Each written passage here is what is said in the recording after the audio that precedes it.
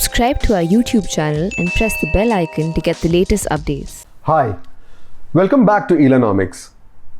This is a recorded version of the show. Last week we did 5 days of live Elonomics, but it's been 5 days since the economic stimulus package was announced by the finance minister. She did it over 5 days, and it's 5 days since that now.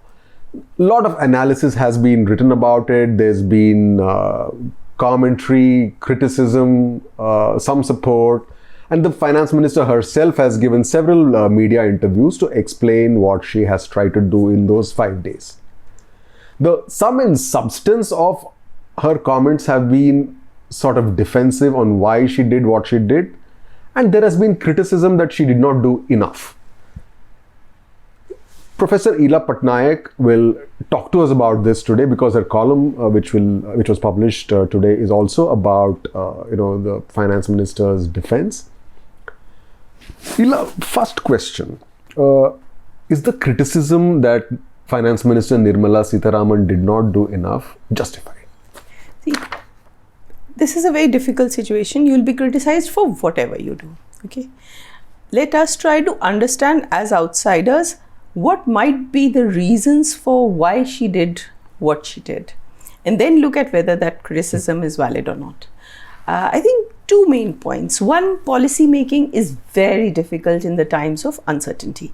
Look at any country, US, UK, Russia, China. I mean, all countries have been floundering in the last few months on how to handle the COVID crisis because of the huge amount of uncertainty. It just basically makes it very, very difficult for you to figure out how to go forward. The second point is that in our case, because the disease has not really spread, the virus hasn't really spread, and it will start spreading now that the lockdown is being removed, there are three huge unknowns. One is the virus itself. How much will it spread? The second is what impact will the spread of the virus and the associated lockdowns have on the economy? And the third big question that pertains to what finance minister has to do is the impact of that on government revenues. Now, given the fact that it's 2 months, these are the first 2 months of this fiscal year, and by all accounts, these first 2 months are perhaps the worst that we have ever seen in our lives. These are longer than most of the viewers' lives. But these 2 months will indicate that if she were to use all her firepower now, all the ammunition she has, all her options now, the options that we've been talking about in terms of fiscal space, which is tax revenue, disinvestment, borrowing, printing money, if she was to use all that now, then what will she have left? Suppose things worsen. It will be very hard to then come up with new measures. So we've argued this before as well. We have an earlier edition of our program where we talk about the limited fiscal space. And why? Because if the fact that these are just the first 2 months of this fiscal year, it is prudent to not have very big packages. So I think when people say she should have spent 20 lakh crores, which she hasn't. The spending is about 2 to 3 lakh crores, and then a lot of it is being leveraged to give more liquidity, and then there are economic reforms, and there are attempts to kickstart the economy, not to keep the lockdown in place and do transfers. For her to spend 20 lakh crores, I think would have been completely crazy. Absolutely. I think also the important point you make, and we have to remember, is the crisis is not over. I think it's a false sense of confidence or comfort we seem to be getting now as the opening up is happening. Buses are coming on the roads, trains have started, flights are going to start from Monday. So there is a false sense of, we are returning to normalcy, so let's pump in money into the system and everything is fine. But I think that is not correct because the crisis is not over. In fact, the spread of the virus might properly start now that we have over 1 lakh cases, and these people will interact with others. There will be asymptomatic cases, and it will really test our system in terms of how much we can save those who are vulnerable, the seniors, those with comorbidities, how herd immunity develops, because effectively now that's what we are depending on. If you think about it, effectively you're saying keep the old at home, the children at home, and those between 20 to 60 are the ones who will be coming out, and hopefully they will become resistant because there's still no vaccine. But it remains to be seen how the virus spreads after the lockdown is removed. So beginning this week, next week, when flights start, trains move, when we have to enforce social distancing, when we have to save the vulnerable, when we have to test the high-risk individuals, those who are in high-risk professions. I think that's our strategy of containing the virus. When the economy is functional, that will be our real test, and we still don't know how well we'll be able to do that. And you have listed 7 worries for production, as in how production resumes now that 50 plus days things have been locked up. Some sections have been producing, but that's very minimal. So one of the first points in those 7 worries are supply chains. Can you explain why that is your first worry? Because over this period, even if one part of a product or a machine is that was either imported or that was produced here is missing, then very often that means the whole product can't be produced.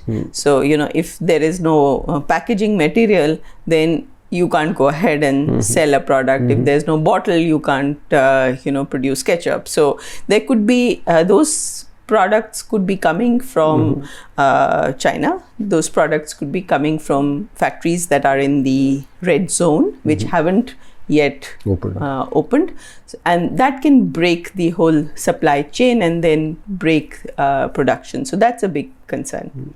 The second one you talk about, and this has been, we talked about it in one of our previous episodes also, that all laborers may not come back. This is being argued both ways. People say, no, how long will they stay in their villages?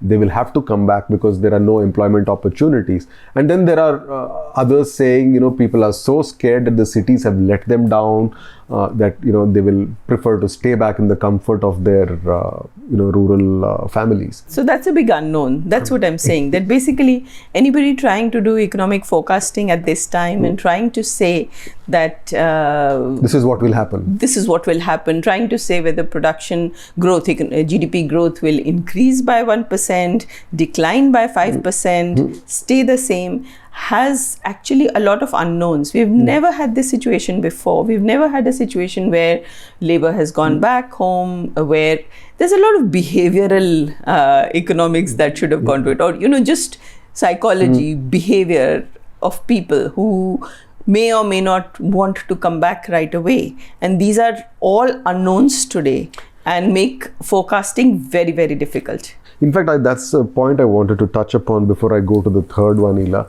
that you say that, how economists analyze and predict and forecast is based on certain models, based on certain experiences. Can you just elaborate on that, okay, there is a textbook way of doing certain things, but this one is not there in any textbook? Exactly. So let me just, go to the basics of how we build economic models.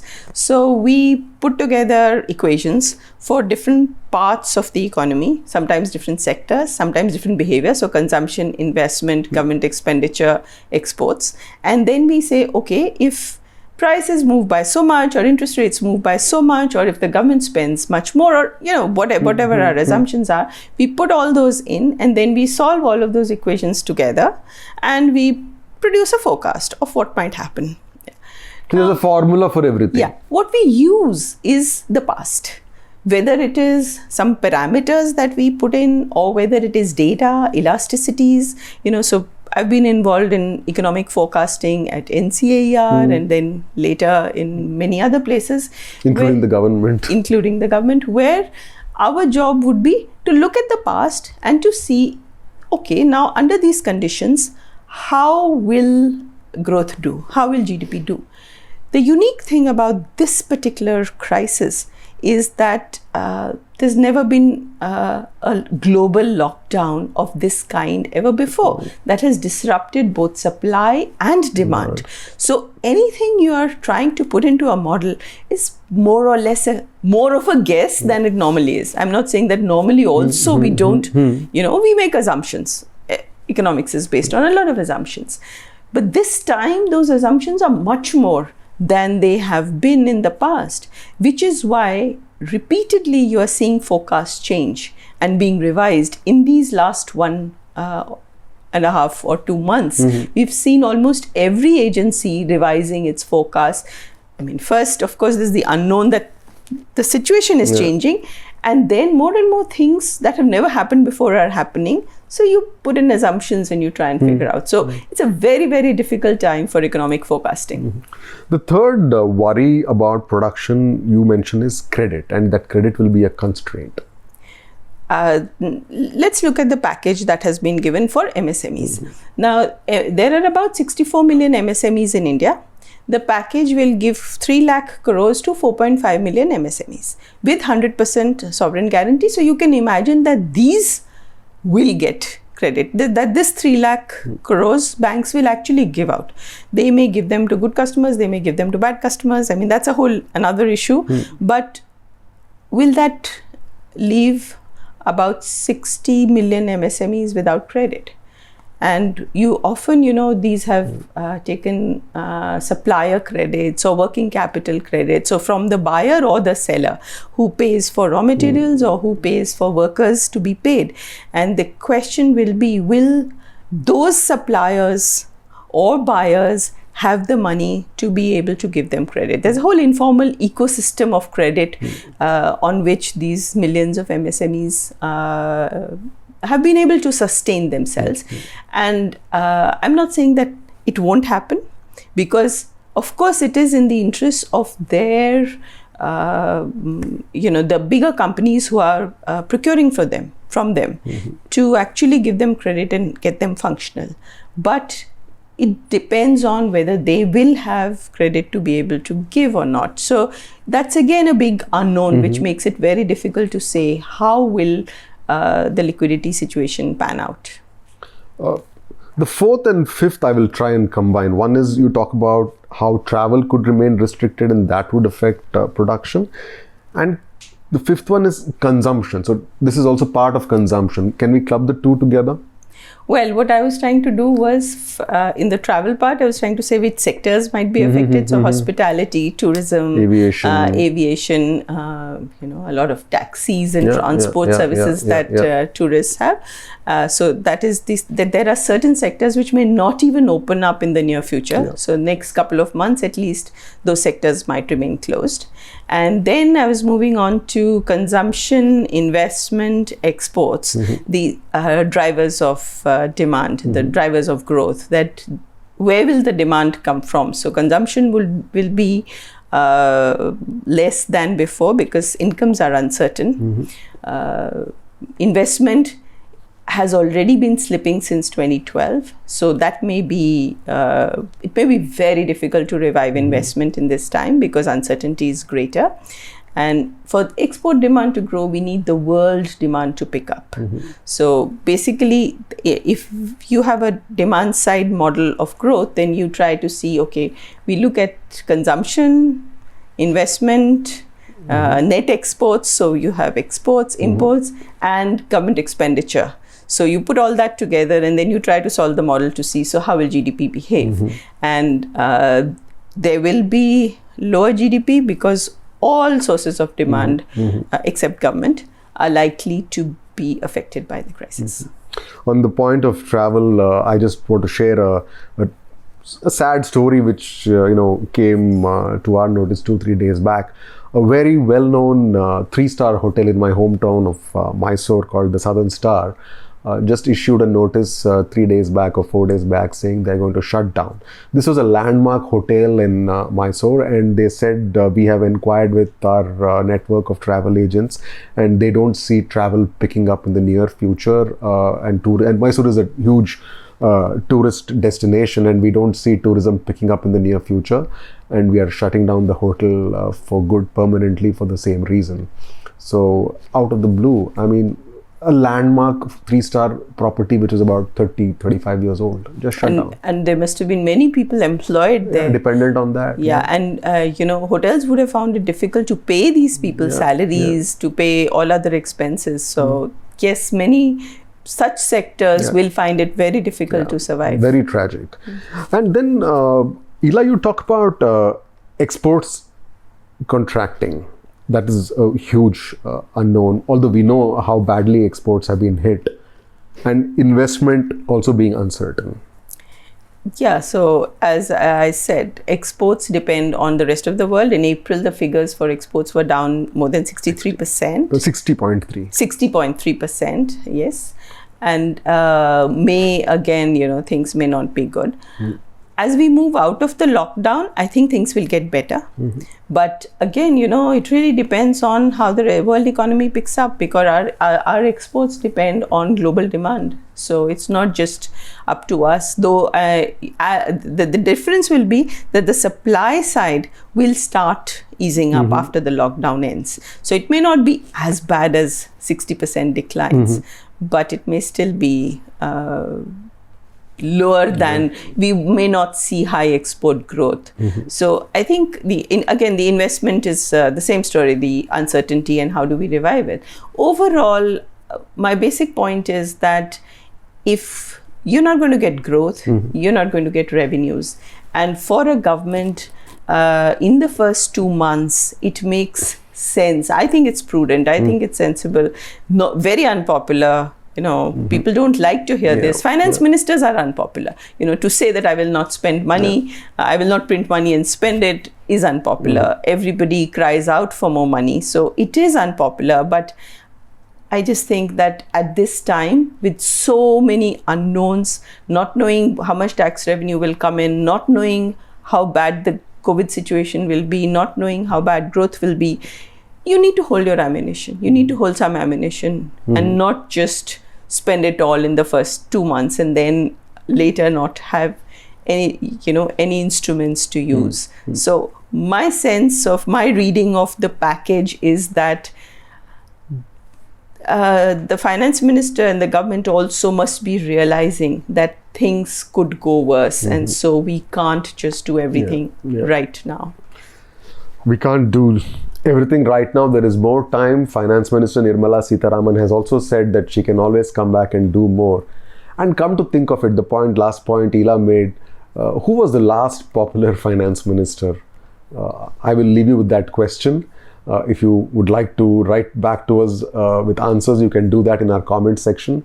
Thanks for watching this episode of Elanomics. We will be back with another one next week. And please do watch our Hindi version of Elanomics as well. That goes live, and you can also find it on our YouTube page, and subscribe to the YouTube page of The Print. Thank you very much.